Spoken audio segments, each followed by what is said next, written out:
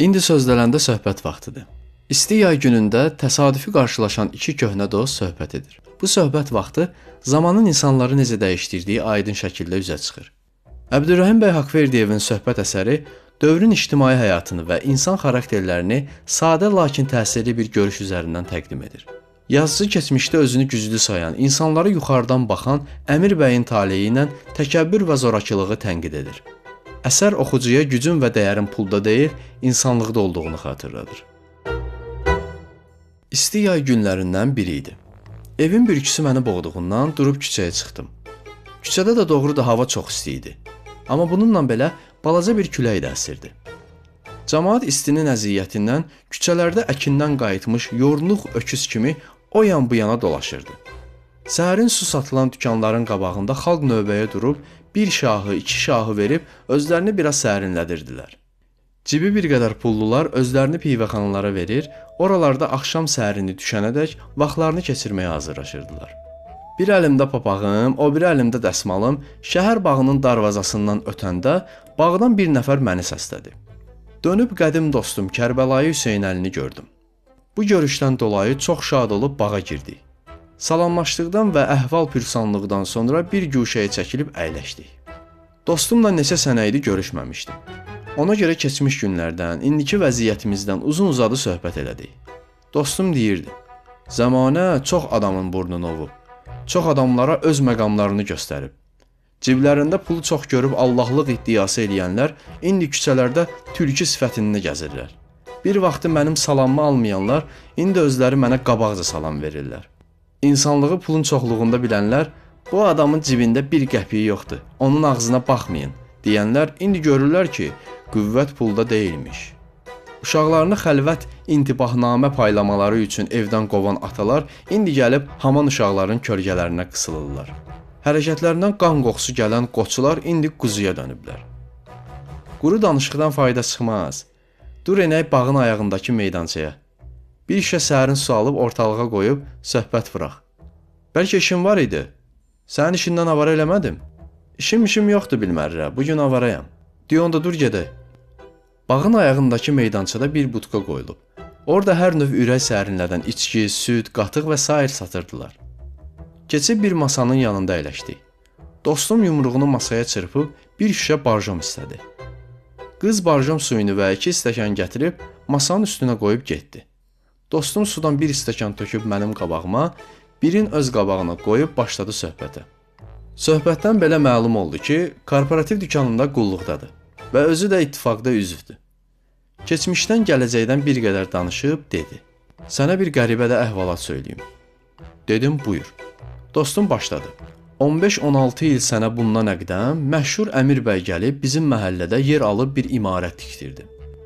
Onun imarətini ki görübsən. Bunun bizim məhəllədə gəlib sakin olması məhəllə əhalisinin hamısını təşvişə saldı.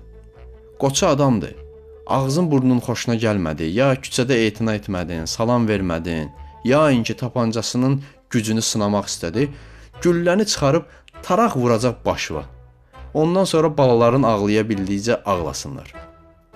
Xülasə, bu adamın bizim məhəllədə ev tikdirməsi məhəlləyə vəba xəstəliyi gəlmiş kimi şey oldu. Xalq özünü, övladını vəbadan qoruyan kimi ondan da qorumağa məcbur oldular. Axırda məhəllə əhli belə bir qərara gəldi ki, bunu növbə ilə evlərinə qonaq çağırıb plov versinlər. Bəlkə beləliklə onun xətasını üstlərindən dəf eləsinlər. Bir gündə növbət mənə yetişdi. Sən özün bilirsən ki, məndə elə bir qüdrət yoxdur ki, xalq kimi ziyafət düzəldə bilim. Mənim dövlətim yox, mağazam yox. Bir balaca daxmam var idi ki, özüm və külfətim bir növ oraya sığınaq vermişdik. Peşəm də ki, tacirlərin yanında pilkeşiklik idi. Arvada dedim ki, ay arvad, gərək özümüz 5 gün az qalmalı olsaq da Əmir bəyi plova çağıraq. Yoxsa mənimlə ədavət bağlar, günlərin birində də səni dul, məni balalarımı yetim qoyar. Arvad da mənim fikrimi bəyəndi. Tədarük görüb bir axşam bəyi dəvət elədim. Öz yovuq adamlarımdan da bir neçəsini çağırdım. Sən gərək ki, onda Gəncədə olurdun. Bəli, doğrudur. Axşam qonaqlar cəm oldular. Birazdan sonra bəy də 2 nəfər adamları ilə təşrif gətirdi. Qonaqlar hamısı ayağa qalxıb bəyi yuxarı başı keçirdilər. Qabaqca qonaqlara çay verildi. Bəy bir-iki qurtum çaydan içib işarə ilə məni yanına çağırdı. Gəlib bir dizim üstündə bəyin qarşısında çökdüm. Bəy xəbər aldı. Bu çayı kimdən alıbsın? Kimdən aldığımı dedim. Girvənkəsinə nə veribsin? Bəy 2 manat. Mən sənə məsləhət görürəm ki, bundan sonra evə abırlı qonaq gələndə belə zibilləri ortalığa çıxarma. Bax gör belə çayı kimin qabağına qoyursan.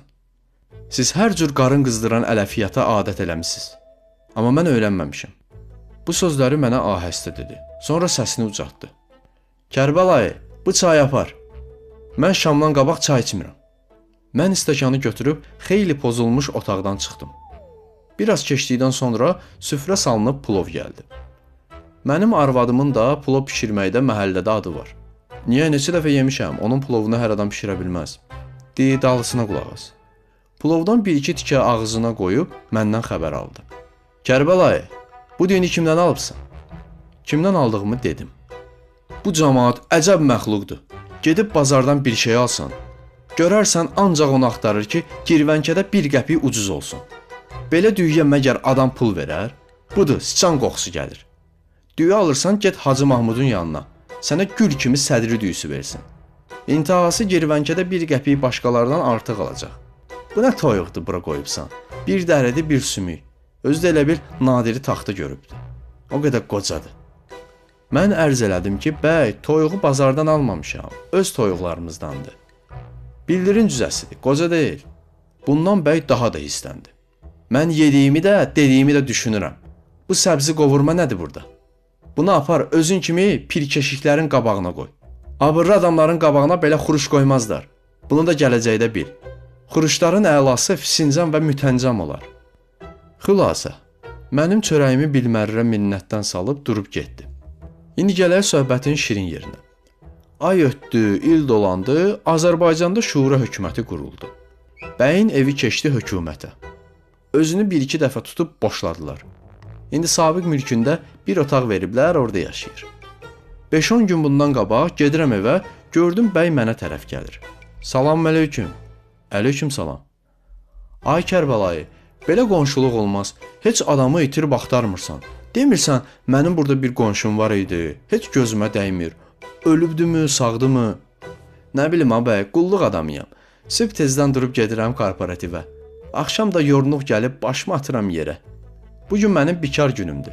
Getdim qızımın özünə, uşaqlarına baş çəkdim. İndi gəlirəm evə. Buyurun, qonağımız olun. Hərçənd elə bir ləyaqətli də xörəyimiz yoxdur. Arvad biraz bozbaş bişiribdi. Əgər meyliniz çəksə buyurun. Bəy o saat razı oldu. Niyə? Bozbaş yaxşı şeydir, cana qüvvət verər. Gedək. Bəy gəlib əyləşdi.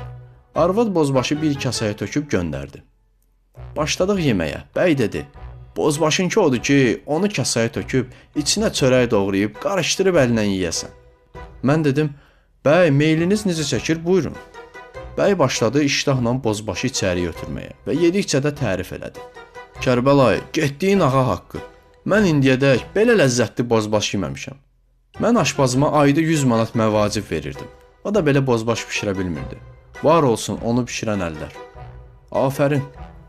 Mən dedim: "Bəy, bilsəydim bəndəxanaya təşrif gətirəcəksiniz, başqa növ bozbaş bişirdərdim. Bozbaşa lazımdır pomidor suyu vurulsun, albuxara salınsın, yoxsa burada bir noxud, bir də kartofludan sivay bir şey yoxdur." Xeyr, onlar artıqdır. İş pomidorda filanda deyil, bişirməkdədir. Çox dadlı bozbaşdır. Məndən bacıya salam yetir. Deginən sağ olsun, əlləri var olsun. Bozbaşdan sonra bəy bir stəkan şirin çay içib, durub xudahafiz edib getdi. Bu dəfə çaya heç bir diqqət tutmadı.